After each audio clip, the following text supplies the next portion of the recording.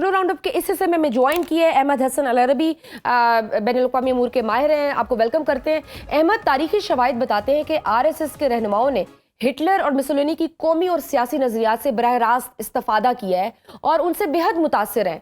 हमारे नाज़रीन को ये बताइएगा कि आरएसएस अपने नजरियात के प्रचार के लिए और मकासद हासिल करने के लिए किस हद तक जा सकती है?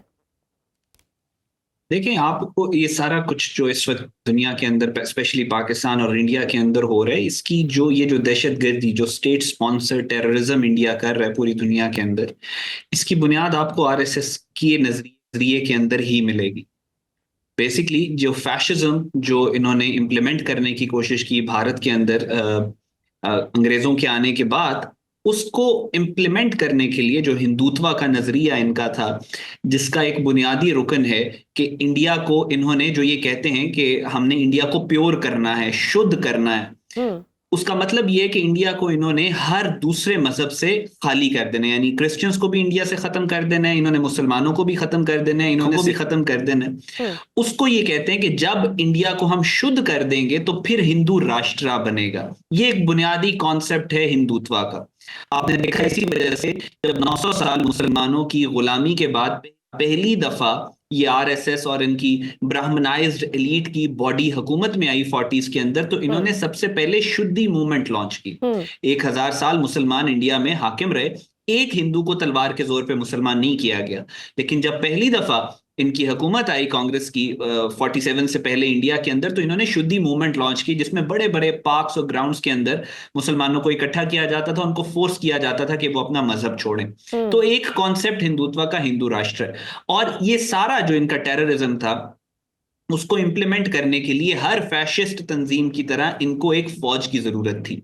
तो इन्होंने फिर आरएसएस की बुनियाद रखी 1924 में केशव बलराम ने जी। और वहां से फिर बुनियाद पड़ी उस दहशतगर्दी की, जो कि आज आप इंडिया के अंदर और इंडिया के बाहर, आप चाहे कनाडा ऑस्ट्रेलिया की बात करें, चाहे पाकिस्तान की बात करें, वो हो रही है। इनकी बुनियादी, मैं आपको कुछ फाउंडेशनल प्रिंसिपल बताता हूं जो पाकिस्तानियों को और दुनिया को पता होना बहुत जरूरी है। ये किस तरीके से, इनका माइंडसेट क्या है। गांधी को जिस शख्स ने कत्ल किया उसका नाम था नथुराम गॉडसे। गांधी की अस्थियां कहां पे हैं वो आज किसी को नहीं मालूम, लेकिन नथुराम गॉडसे की अस्थियां अभी भी पड़ी हुई हैं। आरएसएस ने, वो आरएसएस का, उसको कहते हैं कि आरएसएस का एक सिपाही था, आरएसएस का एक लीडर था, जिसके बारे में राना अयूब ने एक बड़ा मशहूर आर्टिकल भी कुछ अर्सा पहले वॉशिंगटन पोस्ट में लिखा कि गांधी का इंडिया मर गया है, अभी जिस इंडिया को आप देख रहे हैं वो नथुराम गॉडसे का इंडिया है। और वो ये कहते हैं कि नथुराम गॉडसे की जो अस्थियां हैं वो हम दरियाए सिंध में जाके बहाएंगे जब हम पाकिस्तान के ऊपर कब्जा कर लेंगे। ये इनका थॉट प्रोसेस है। समझौता एक्सप्रेस वाला हमला इन्होंने करवाया, बाबरी मस्जिद इन्होंने को शहीद कराने का इन्होंने किया।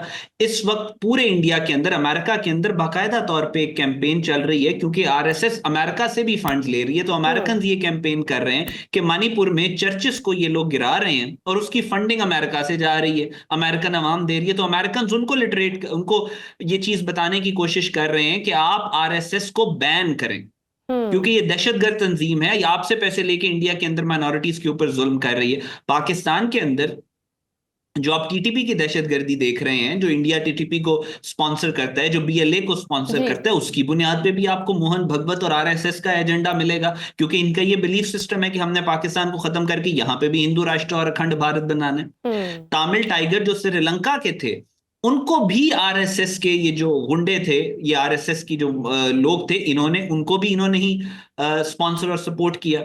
मुक्ति बाहिनी 1971 के अंदर, उसको भी आरएसएस ही लेके आई और आरएसएस ने ही उनको ट्रेन किया।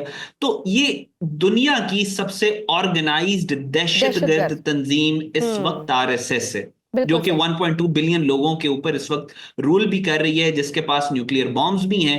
जबकि आरएसएस भारत में एक निजी मिलिशिया की तरह काम करती है, जो रियासती कवानीन से बालातर है।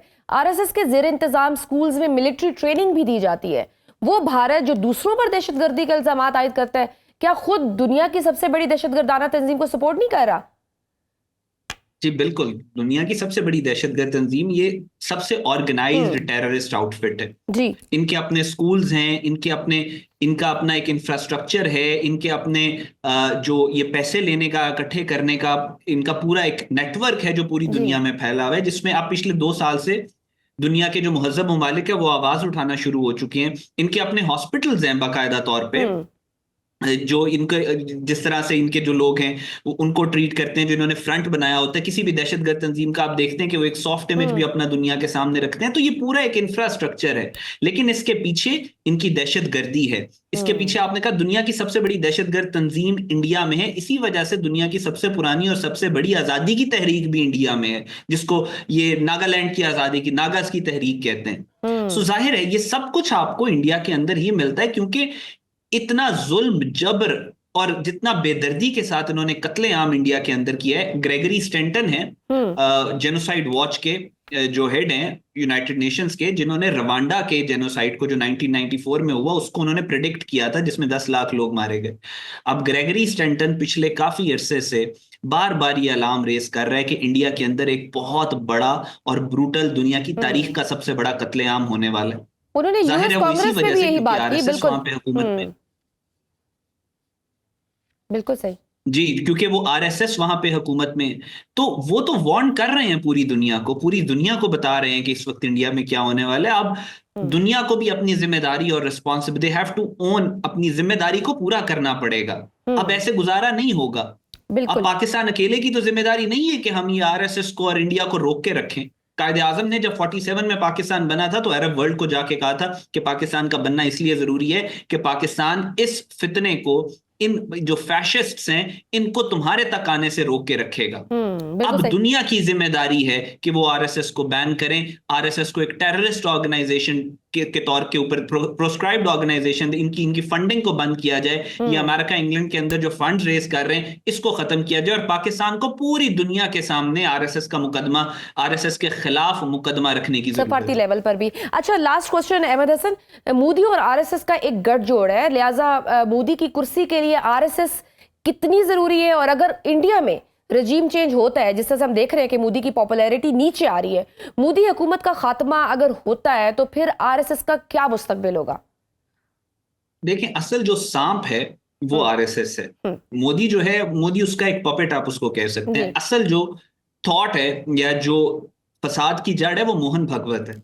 अगर वो मोदी को हटा देंगे तो मोदी को हटाने के बाद योगी आदित्यनाथ को ले आएंगे। अभी भी यही बातें चल रही हैं उनके पॉलिसी सर्कल्स में कि हमें मोदी को हटा के योगी को लेके आना है। फर्क नहीं पड़ता, बुचर ऑफ गुजरात को उठाएंगे तो बुचर ऑफ उत्तर प्रदेश को ले आएंगे।